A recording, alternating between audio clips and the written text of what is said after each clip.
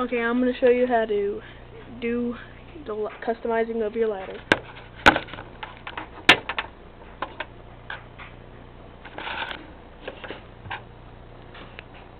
First, take the top off,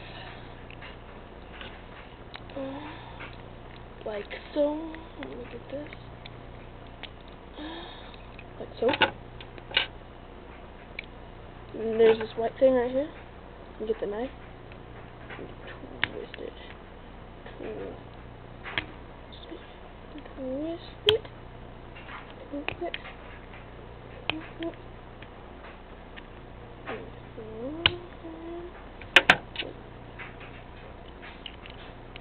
Put the top back on and test it out.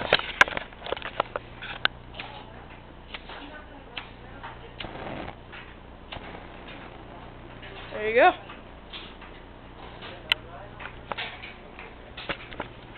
That's it.